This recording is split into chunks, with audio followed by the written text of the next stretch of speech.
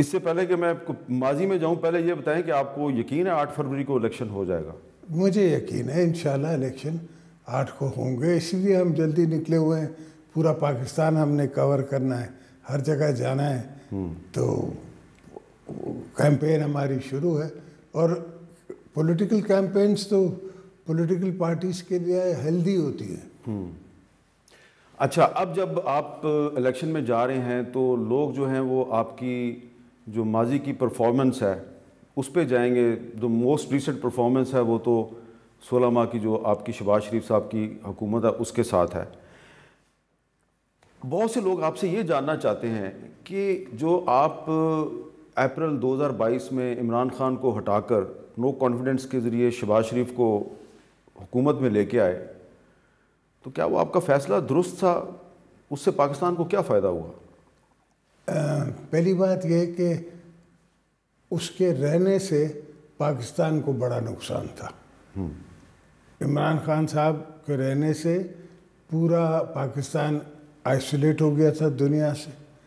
اس کی سوچ سمجھ یہ اپنے آپ کو میری نہیں سمجھ آتی کہ کیا سمجھ رہا تھا اور کس طرح سوچ رہا تھا. میرے حساب سے تو اکانومی کا دشمنی وہ ہے. اکانومی کو کھانا خراب کیا ہی پی ٹی آئی کی حکومت نے ہے، اور اس کو ہم نے بیلنس سے نکالنا تھا. اگر ہم نہ کرتے تو یہ RO الیکشن کرا جاتے.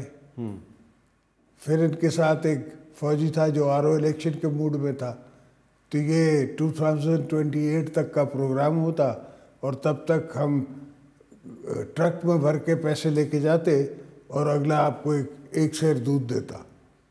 تو وہ جو فوجی ان کے ساتھ تھا وہ کون تھا؟ کیوں مجھ سے پوچھوانا چاہتے ہیں؟ آپ کو ہی پتہ ہے، مجھے بھی پتہ ہے. چلیں، جنرل فیض تھا.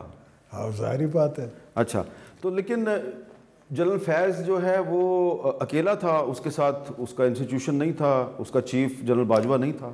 جنرل باجوہ چیف ضرور تھا، مگر انسٹیٹیوشن میں بھی بلاکس ہوتے ہیں سوچ کے. تو تھنکنگ ڈفرینٹ تھی. کچھ دوستوں کی تھنکنگ ڈفرینٹ تھی، ان کی تھنکنگ ڈفرینٹ تھی. تو سب کی ایکیومولیٹو تھنکنگ نہیں تھی کہ باجوہ اور فیض اور عمران کا جو کی پوزیشن ہے اس پہ ساتھ چلیں. تو آپ یہ کہہ رہے ہیں کہ اگر عمران خان کو بطور وزیر اعظم اس کی مدت پوری کرنے کی آپ اجازت دیتے تو شاید وہ ارلی الیکشن اناؤنس کر دیتا اور اس میں ریگنگ ہوتی، اور اس میں وہ RO الیکشن اناؤنس کرتا. وہ الیکشن تو اناؤنس کرتا، مگر وہ الیکشن ہوتے اس طرح کہ ٹی وی پہ رزلٹ نظر آتے. اچھا، تو یہ جو اس زمانے میں ہم سن رہے تھے کہ آپ کو پریشرائز کیا جا رہا ہے کہ آپ پاکستان چھوڑ کے چلے جائیں، تو یہ اسی منصوبے کا حصہ تھا؟ فکر یہ تو ہمیشہ ہوا ہے. جب پہلے بھی میں جیل میں تھا تو آپ یاد کریں، آپ تو اب نیٹ پہ ہیں، وہ ایک گورنر صاحب تھے جو مشرف کے خاص دوست تھے کراچی میں. انہوں نے پبلک سٹیٹمنٹ دی تھی کہ زرداری صاحب بھی اگر جانا چاہتے ہیں اس طرح تو چلے جائیں. لیکن میں تو مئی 2021 کی بات کر رہا ہوں، 2 سال پہلے کی، جب آپ کو کہا گیا کہ جس طرح نواز شریف صاحب میڈیکل گراؤنڈ پہ لندن چلے گئے ہیں تو آپ بھی میڈیکل گراؤنڈ پہ باہر چلے جائیں، اور یہ میسج آپ کے لیے دبئی میں دیا گیا تھا. بیٹا ہمیشہ یہ سوچ ہوتی ہے، مگر میرا ورکر بہت ڈفرینٹ ہے. میں ان کو آنکھوں میں آنکھ ڈال کے دیکھ سکتا ہوں، بات کر سکتا ہوں. اب وہ میرے پہ بہت ریلائی بھی کرتے ہیں، اینڈ میرے سے اسٹرینتھ بھی لیتے ہیں. اگر میں خود ہی بھاگ جاتا تو ان کو میں کیا کل بولتا. تو یہ آپ کو کچھ تھوڑا سا بتا دیں گے کہ ایک طرف آپ کو کہا جا رہا تھا پاکستان سے آپ چلے جائیں، دوسری طرف کہا جا رہا تھا کہ پیپلز پارٹی اور PTI الائنس کر لیں. یہ تو گیمز ہوتی ہے نا، games with in games with in games. ہمیشہ کہ جی 6 منسٹریاں لے لیں. پھر 6 منسٹریاں کیوں لے لوں میں؟